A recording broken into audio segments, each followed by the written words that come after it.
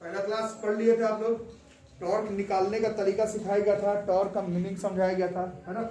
Torque को day to day life में physics में एप्लीकेबल कैसे करना है वो बताया गया था।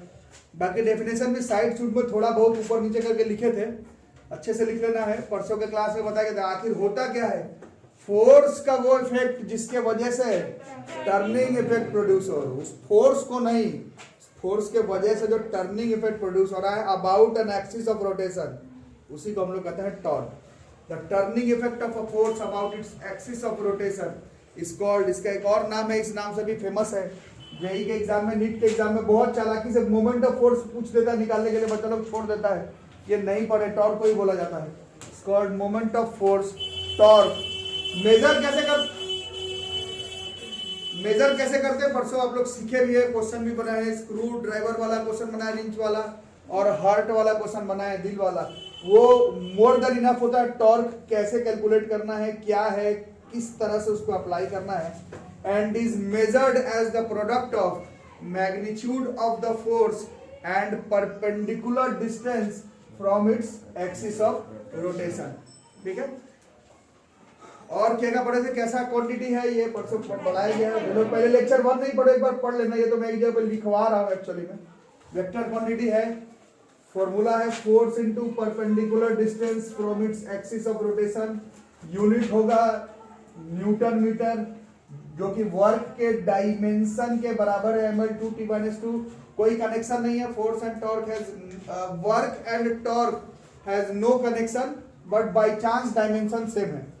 ठीक है, ये उस दिन भी लिखे थे, इसके एक जगह पर साफ साफ लिख करके रखो। अब आगे लिखो, डायग्राम बना के। परसों का क्लास एक बार देख लेना, संडे वाला, उसके बाद ही अप्रोच करना। इसके आगे की बातचीत देखो किस तरह से होगी।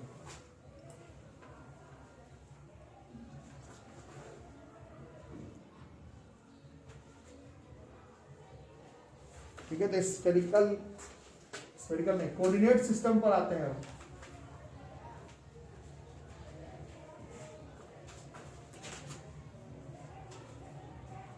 ठीक है, बनाओ, शुरू करो।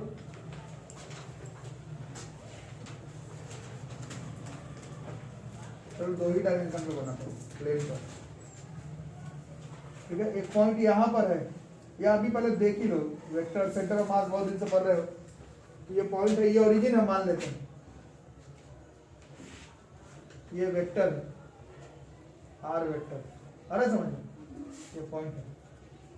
यहाँ पर हम लोग अप्लाई कर रहे हैं, परसों का क्लास ध्यान में रखना, उसके बाद ही यहाँ पर अप्लाई कर रहे हैं हम लोग फोर्स। क्या अप्लाई कर रहे हैं यहाँ पर, इस तरह से फोर्स, ये अप्लाई हो गया इस पर फोर्स, और यहाँ पर एक एंगल दे दिए थीटा।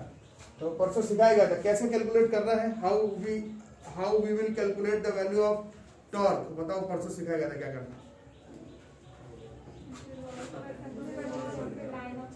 क्या क्या, या तो रिजॉल्व करो, ठीक है, ठीक है। तो ये है line of action of force, है ना बस। ये एक्सिस ऑफ रोटेशन मान लेते हैं इस क्वेश्चन में। यहां से क्या, ये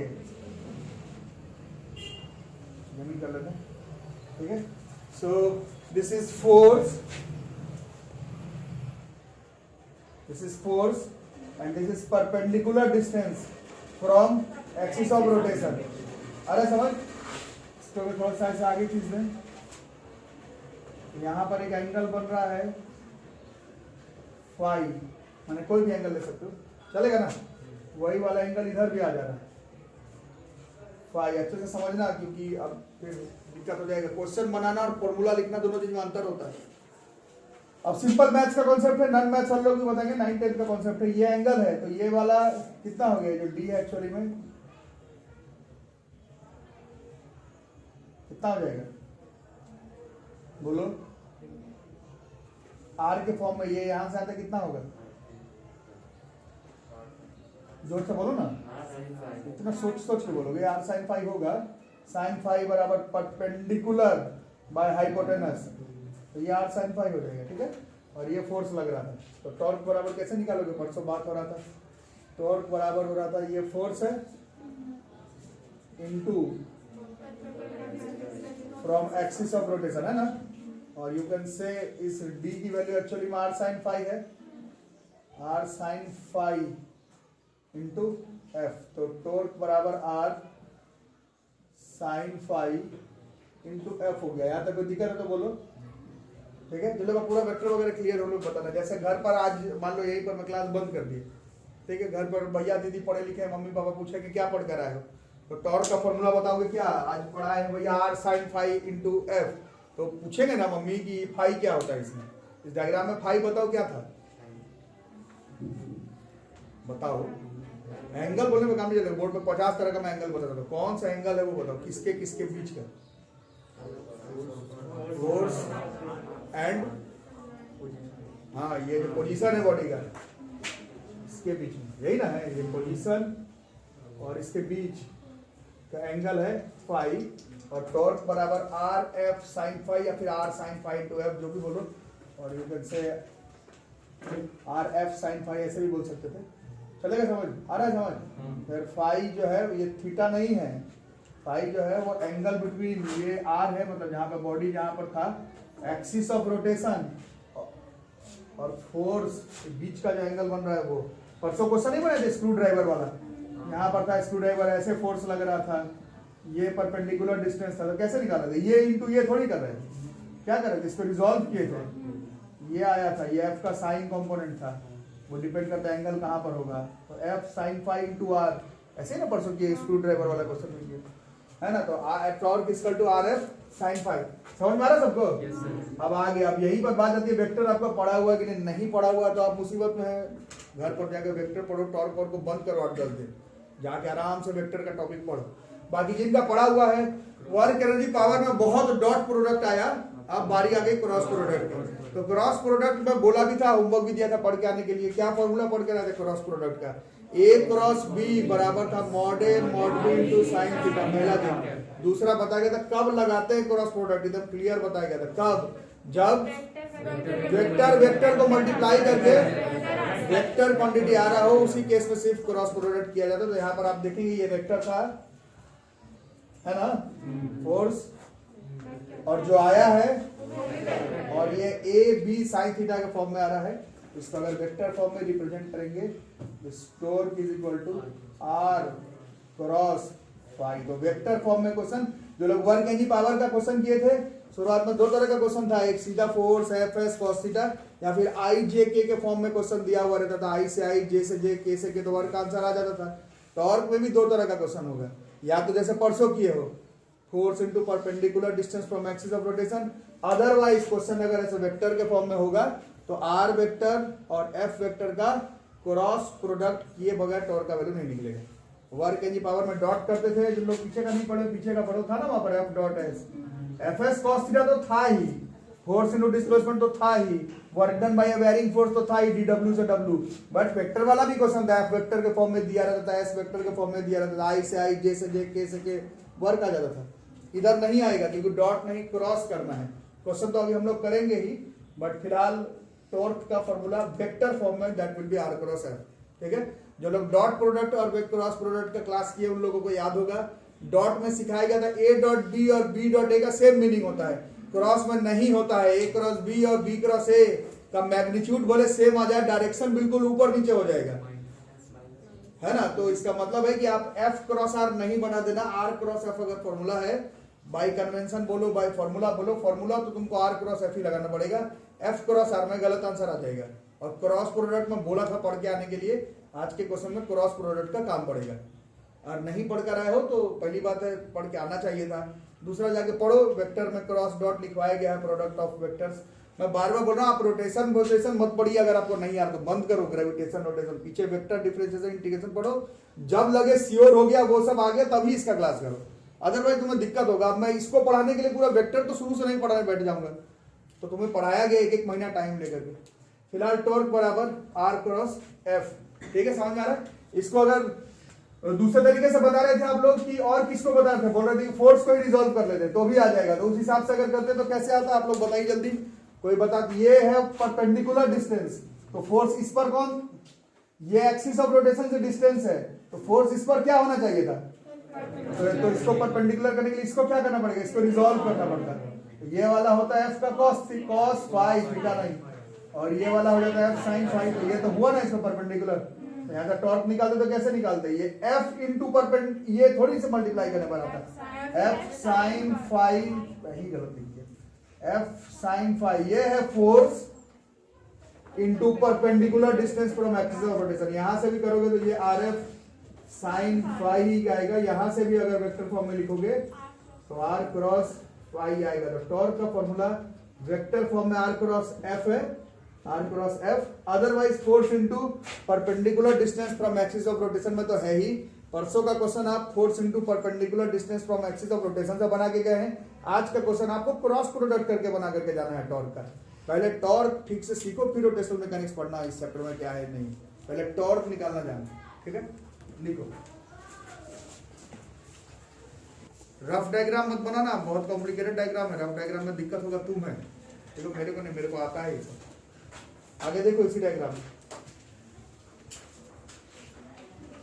ठीक है, इसी डायग्राम में देखो और बताओ इस पॉइंट पर कितने तरह का फोर्स लग रहा था। ये एफ तो ठीक है, बाद में पता चला इसमें दो फोर्स लग रहा था, कौन कौन सा, एक एफ कॉस फाई और एक एफ साइन फाई। और जब टॉर्क निकाले हो उससे आपको पता चला कि सिर्फ यही वाला कंपोनेंट जो है इस पॉइंट का क्रॉस क्या प्रोड्यूस करेगा, तो ये फोर्स तो है बट ये टॉर्क में कंट्रीब्यूशन नहीं कर रहा है ना। परसों आप लोग दिल वाला क्वेश्चन किए थे, उसमें एक जो ऐसा वाला था डायरेक्ट जो लग रहा था, वो फोर्स तो था बट उसका टॉर्क में कंट्रीब्यूशन नहीं था। इस डायग्राम में ये एफ साइन थीटा ही पूरा टॉर्क प्रोड्यूस करेगा, ये एफ कॉस फाई फोर्स तो है, फोर्स का कंपोनेंट, इसका वैल्यू भी आएगा 10 12 15 जो भी है, बट ये बॉडी पर सीधा लग जा रहा है, दिख रहा है, तो ये फोर्स ठीक है बट ये टॉर्क प्रोड्यूस नहीं करेगा। स्कूल एग्जाम में आता है, इसको एक्चुअली में हम लोग रेडियल कंपोनेंट कहते हैं। कौन सा कंपोनेंट कहते हैं, स्कूल में लिख के आता है ऐसे ही, फिर घबरा जाता है बच्चा, क्या करना। अब याद कैसे करोगे, ये आर है ना, ये आर वेक्टर था ना, इसी की तरफ बढ़ रहा है, तो वही आर से रेडियल होता है, ये इसको रेडियल कंपोनेंट कहते हैं। इसको हम लोग ट्रांसवर्स कंपोनेंट कहते हैं। कौन सा कंपोनेंट, और स्कूल एग्जाम में इस टॉपिक का प्रूफिंग, अभी मैं थोड़ी देर पहले बता, इसका प्रूफिंग आता है स्कूल में। अब आप लोग 11th क्लास में स्कूल एग्जाम में प्रूफिंग नहीं आता, प्रूफ दैट टॉर्क बराबर आर एफ, ऐसे थोड़ी आता है स्कूल एग्जाम में। क्वेश्चन इसमें इस तरह से आता है, proof that radial component of force does not contribute या does not produce क्या टू द टॉर्क। टॉर्क में रेडियल कंपोनेंट ऑफ फोर्स का कोई कंट्रीब्यूशन नहीं है। ये स्कूल एग्जाम में इस तरह से प्रूफिंग आएगा, थोड़ी लिखा है proof that torque is equal to force into perpendicular distance, ऐसे थोड़ी लिख के आप क्वेश्चन नहीं करते, या वैसे वर्षा पलट के पूछ देगा proof that transverse component of force produces torque, इस तरह से पूछा जाता है। उसके एग्जाम्पल लिख के रखो, आंसर हो जाएगा, इसी डायग्राम से हो जाएगा, ठीक है, बना लो। ये इसी क्वेश्चन का ये सिर्फ ये वाला कंपोनेंट टॉर्क प्रोड्यूस करेगा। ये फोर्स तो ठीक है बट ये टॉर्क नहीं प्रोड्यूस करेगा, ठीक है। तो लिखो, तो क्योंकि क्रॉस प्रोडक्ट ही है तो थोड़ा सा क्रॉस प्रोडक्ट रिवाइज कर लेते हैं, थोड़ी सी रिवीजन 2 मिनट की। कैसी कैसी होती थी रिवीजन, कैसी कैसी होती थी फॉर्मूला। तो ए क्रॉस बी बराबर क्या होता था, हम लोग पढ़े थे, ए क्रॉस बी बराबर होता था मॉड ए मॉड बी, आगे भी था where n cap is a unit vector perpendicular to both a vector, और इसका डायरेक्शन कैसे पता लगा देते हैं, हाँ इसका direction can be found by screw rule by using Maxwell's thumb rule, Maxwell's right hand thumb rule। तो खूब इस्तेमाल होगा खूब, बट अभी फिलहाल इसका प्रैक्टिस नहीं करने वाले, अभी सिर्फ थोड़ा सा क्रॉस प्रोडक्ट याद कर लेते हैं ना। तो क्रॉस प्रोडक्ट में इस कंसेप्ट का काम पड़ता था, आई क्रॉस आई, जे क्रॉस, सबसे पहले तो इसमें ए क्रॉस बी बराबर माइनस,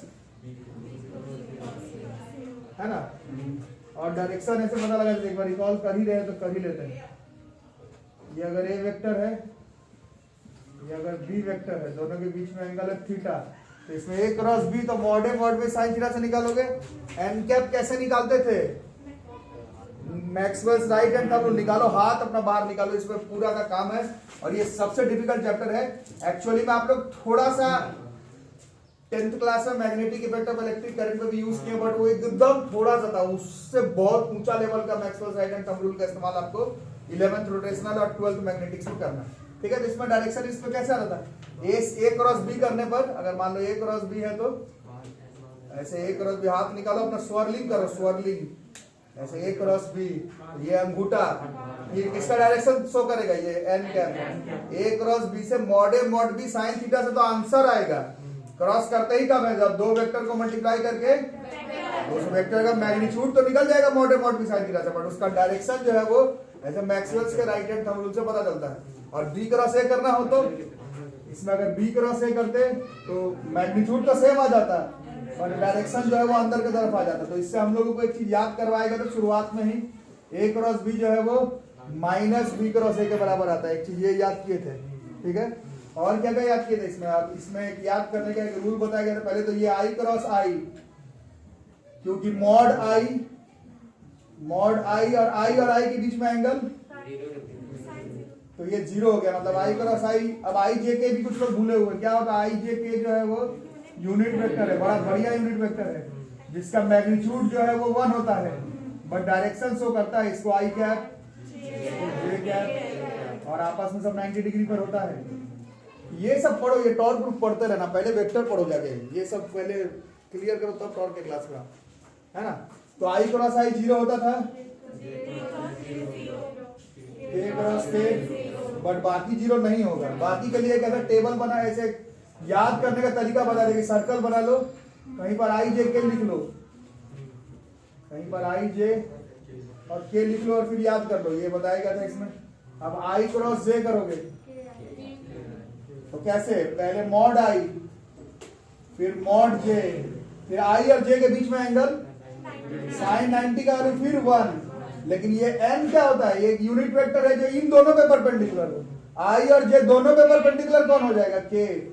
इस क्वेश्चन का आंसर ऐसे, आई क्रॉस जे बराबर ये 1 1 1, और ये हो जाता था के। और ये देख के चलेगा, आई जे के हो गया, जे के पे आई, के आई पर, और फिर उसको उल्टा कर दो, जे आई पर, के जे पर, और आई के पर, ठीक है। यही सब था, और इसी में सिखाएगा। तो इधर आ जाएगा रोहित। एक ऐसा एग्जांपल कोई भी ऐसे, ए वेक्टर बराबर कुछ भी लिख देते, 2i minus 3j plus 5k, और बी वेक्टर के फॉर्म में 3i cap plus 4j cap minus k cap, मान लो ये है क्वेश्चन, ठीक है। इसका ए क्रॉस बी क्या हो गया, है ना। क्रॉस मतलब आखिर में मल्टीप्लाई करना। तो कैसे मल्टीप्लाई करते हैं? पहले इसको इन सब से, तो 2 को 3 से करेंगे, और फिर आई जीरो हो जाएगा, आई जीरो। पहले इसको इससे, तो ये 0 हो गया, फिर इसको इससे, 2 चौके 8 तो होगा, बट आई क्रॉस जे के कैप हो जाएगा। थोड़ा मुश्किल है बट करना पड़ता है। फिर -2 तो हुआ, बट आई क्रॉस के माइनस जे कैप, तो ये प्लस जे कैप हो गया। फिर इसको इन सब से, -3 × 3 -9, जे क्रॉस आई माइनस के, तो ये प्लस के कैप। फिर इसको इससे, तो -12, जे क्रॉस जे खत्म है, ये 0 आएगा, ये +3 जे क्रॉस के, जे क्रॉस के आई कैप। आ रहा समझ में? ये पहले करवाया हुआ, तो पहले एक बार देख लेना। फिर इसको इससे, दिस इज 15 के क्रॉस आई, देखो झगड़ा नहीं, 0 नहीं 20 आएगा। फिर के जे माइनस आई, फिर 0 आ जाएगा, आएगा ना। तो ए क्रॉस बी बराबर कितना हो गया? पहले आई वाला लिख लो, 3 में से 20 गया, दिस इज माइनस 2,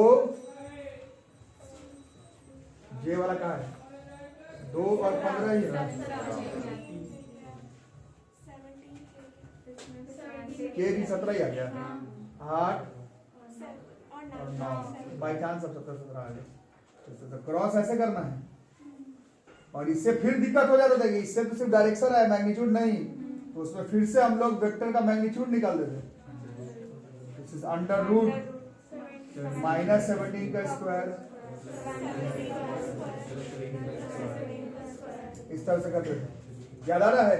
ठीक है। और इसमें एक शॉर्टकट ट्रिक भी बताया गया था करने का, इतना नहीं करते हैं शॉर्टकट से, इतना करोगे तो वहां दिक्कत ही हो जाएगा, है ना। इसको शॉर्टकट से करते थे, इधर आ जाएगा, शॉर्टकट से एक बार रिवाइज कर लोगे, हाँ हो जाएगा। कैसे करते थे बहुत लोगों को याद होगा, ए क्रॉस बी,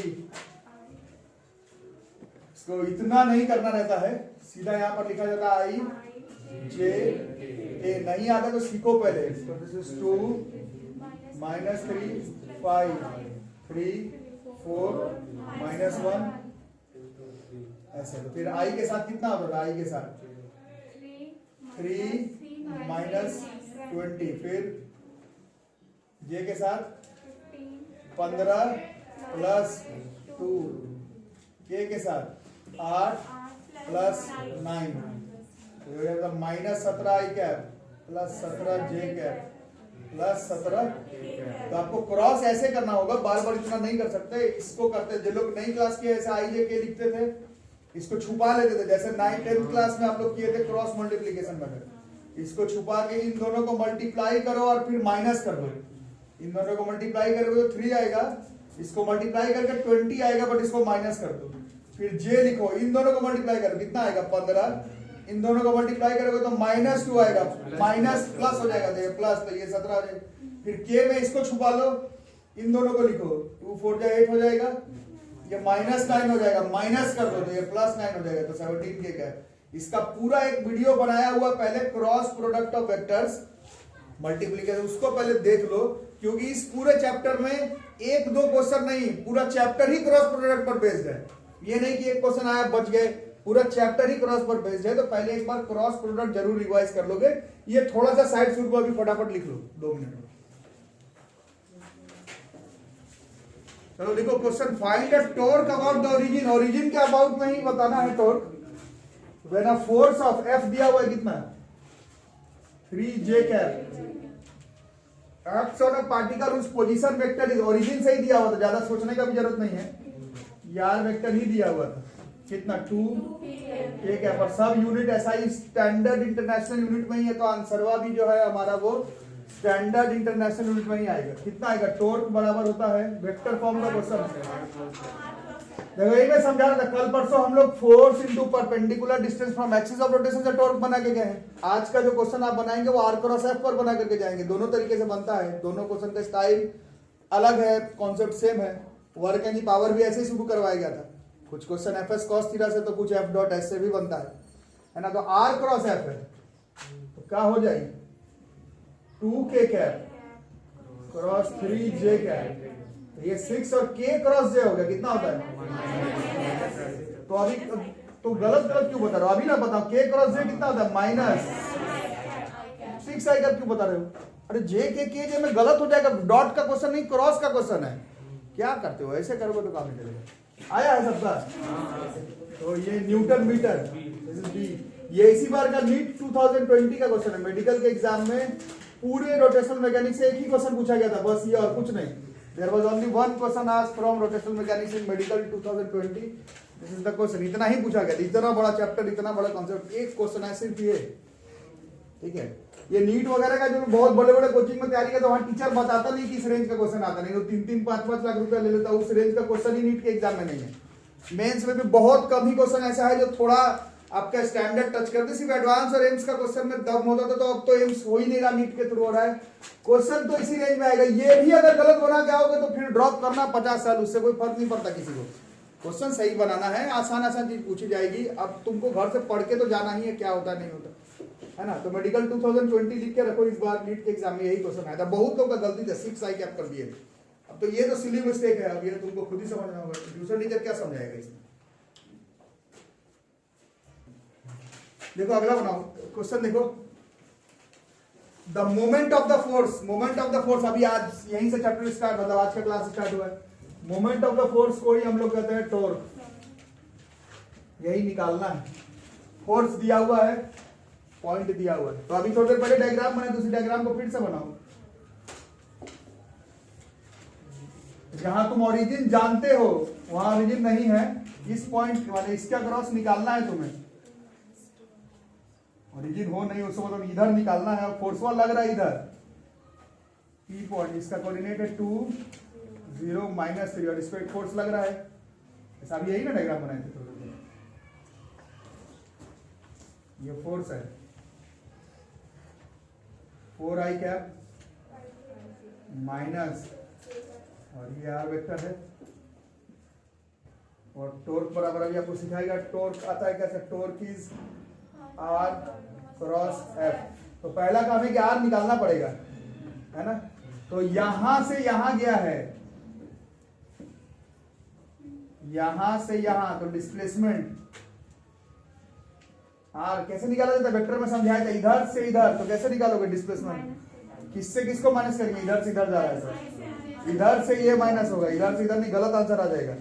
अरे ये मैं वर्ग की पावर में भी समझाया था पहले भी वेक्टर के क्लास में। बॉडी यहां से यहां चला गया, इसका कोऑर्डिनेट अगर 1 2 3 है, नहीं तो लिख लेना एक जगह पर। बी हो गया मान लो 4 -3 8, तो आर वेक्टर कैसे निकालते दोनों के बीच से, तो इधर से इधर माइनस होगा। हाँ, और भी वेक्टर के फॉर्म में, जैसे 4 -1 तो ये 3i कैप हो जाता, -3 -2 ये -5j कैप हो जाता, प्लस 8 में से 3 दिया 5k का। ये याद रखो, दिक्कत होगा अगर ये इधर से इधर गया है तो जैसे इसमें ये पॉइंट पर निकालना है, फोर्सवा इधर लगा है, तो आर यहां से यहां तक, बताओ कितना होगा, दिस इज 2 -2 i कैप, फिर 0 हाँ +2। ये पोजीशन वेक्टर आखिर में डिस्प्लेसमेंट ही ना है, यहां से यहां डिस्प्लेसमेंट, तो उधर से इधर माइनस करेंगे, वेक्टर का रूल है, simple rule. Final minus initial जैसा बोल लो, बट बनाना तुम्हें ही है। -3 माइनस माइनस +2, बोलो कितना होगा, 0 प्लस माइनस, अब टॉर्क बराबर आर क्रॉस एफ। तो अभी समझाया था, आर एफ है ना हमारे पास, हाँ ठीक है, आर क्रॉस एफ करना है बस। तो शॉर्टकट वाले से करेंगे, यहाँ आई, यहाँ जे, यहाँ के, पहले आर वाला लिखना होगा, तो 0 2 -1 और फिर 4 5 -6। चलो बताओ कैसे होता, आई के साथ -12 +5, जे के साथ +0, के साथ कुछ बोलो, कितना हो गया,